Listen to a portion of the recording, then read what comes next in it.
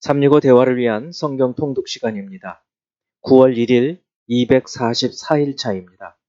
오늘 읽으실 말씀은 예레미야 45에서 48장이고 묵상하실 본문은 예레미야 45장 1에서 5절입니다. 말씀의 개요입니다.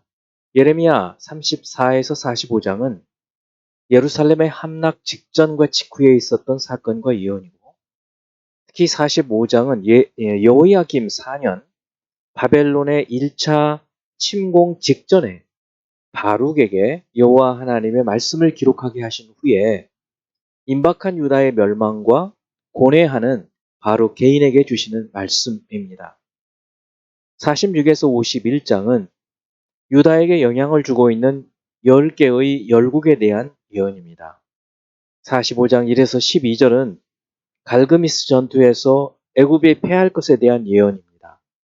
이 전쟁은 바벨론과 애굽이 근동에 지배권을 두고 벌인 것으로, 이 전투에서 승리한 느부갓네살은 유다를 침략하여 바벨론으로 포로들을 끌고 갑니다.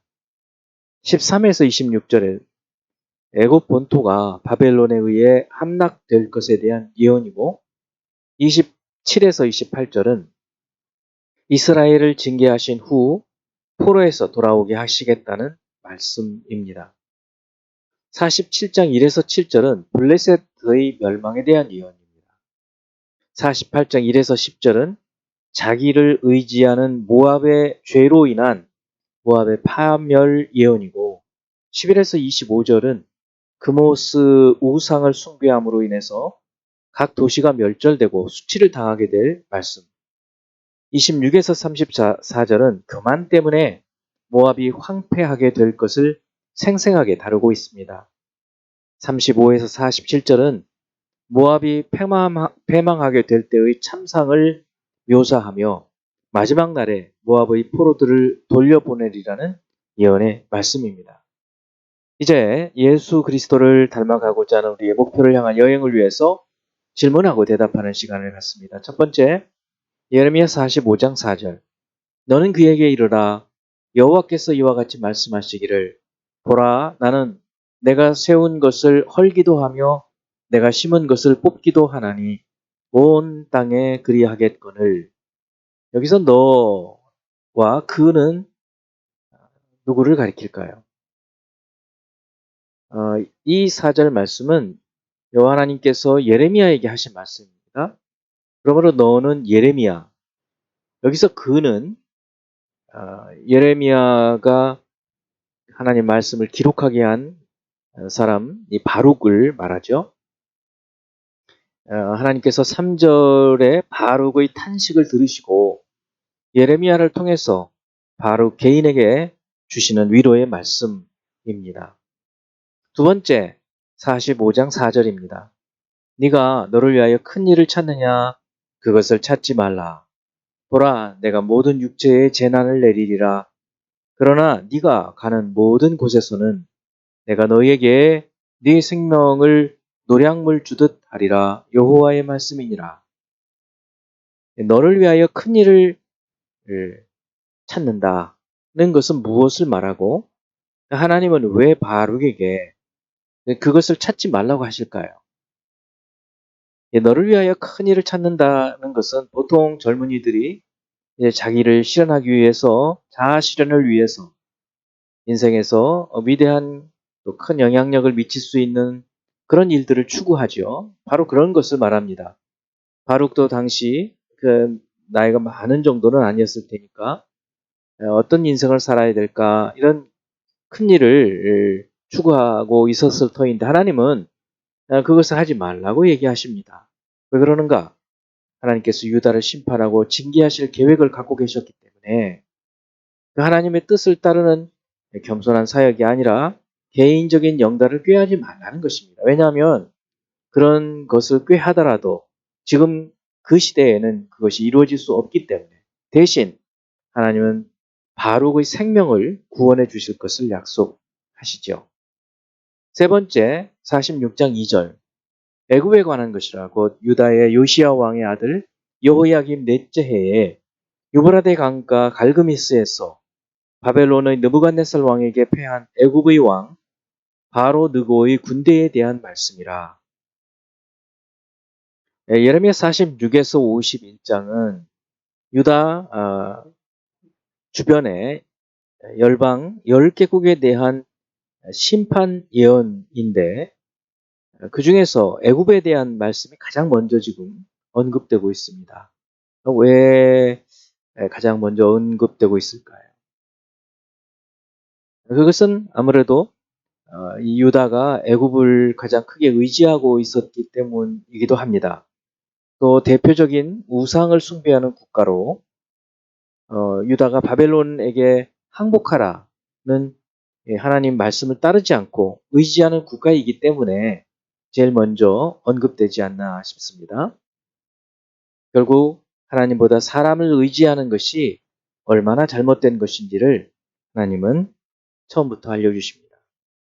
네 번째, 47장 4절. 이는 블레셋 사람을 유린하시며 도로와 시돈에 남아있는 바 도와줄 자를 다 끊어버리시는 날이 올 것임이라. 여호와께서 갑돌 섬에 남아있는 블레셋 사람을 유린하시리라. 갑돌은 어디를 말하고 블레셋이 이와 같이 패망한 것은 언제 누구에게 의해서 이루어질까요? 갑돌은 블레셋 사람들이 이 팔레스타인 땅에 들어오기 전에 거주하던 그레데 섬, 그리스 남쪽의 그레데 섬을 가리키죠. 그리고 이 블레셋은 이제 주전 604년 바벨론에 의해서 멸망하면서 역사에서 사라진다고 볼 수 있습니다. 다섯 번째, 48장 10절. 여호와의 일을 게을리하는 자는 저주를 받을 것이요 자기 칼을 금하여 피를 흘리지 아니하는 자도 저주를 받을 것이로다. 여기에서 여호와의 일은 구체적으로 무엇을 말할까요? 그것은 여기서 여호와의 일은 모압을 멸망시키는 것입니다. 이것이 여호와의 일입니다. 결국 바벨론을 통해서 모압을 멸망시켜 하나님의 심판을 이루시려는 일, 그것을 게을리하는 자는 저주를 받는다. 그런 말씀입니다. 하나님께서 하나님의 계획으로 징계하시고 심판하시는 모습입니다. 이제 한 구절의 말씀을 묵상하여 교훈으로 삼고 기도하는 시간을 갖습니다. 예레미야 45장 5절. 네가 너를 위하여 큰 일을 찾느냐? 그것을 찾지 말라. 보라, 내가 모든 육체의 재난을 내리리라. 그러나 네가 가는 모든 곳에서는 내가 너에게 네 생명을 노량물 주듯 하리라. 여호와의 말씀이니라. 바룩이라고 하는 예레미야의 제자요 예레미야 수종자고 동역자였던 사람에게 자신의 인생의 어떤 복락을 위하여 또 자아 실현을 위하여 큰 일을 도모하지 말라고 얘기하십니다. 당시에는 극도로 국제적인 정세가 좋지 않고 전쟁이 일어나는 시기였기 때문에 포로로 끌려가거나 죽임을 당하는 그런 시대였기 때문에 하나님의 말씀을 따라서 살아가는 것이 그리고 하나님의 인도하심을 따르는 것이 가장 귀한 일이고 바룩에게는 바로 이와 같은 참으로 어려운 시기에도 생명을 지켜주시겠다고 약속을 해주십니다. 기도하겠습니다. 그리스도 예수 안에서 하나님을 아는 이 생명을 얻게 하신 하나님을 찬양하고 경배합니다. 주께서 주시는 이 큰 은혜를 마음 깊이 새기게 하시고 기회가 있고 여유가 있고 시간이 저희에게 주어지는 바로 이 때에 하나님 말씀을 붙들고 하나님을 사랑하고 말씀을 사랑하고 말씀대로 살아가는 저희들이 되도록 인도하여 주옵소서. 주여 그렇게 하지 못하였을 때 주님께서 징계하시고 어려움을 당할 때 후회하고 또 회개하지 아니하도록 주님 저희들에게 기회가 있을 때 온 힘을 다하여 주님과 주의 말씀을 사모하고 사랑하는 저희가 되게 하여 주옵소서.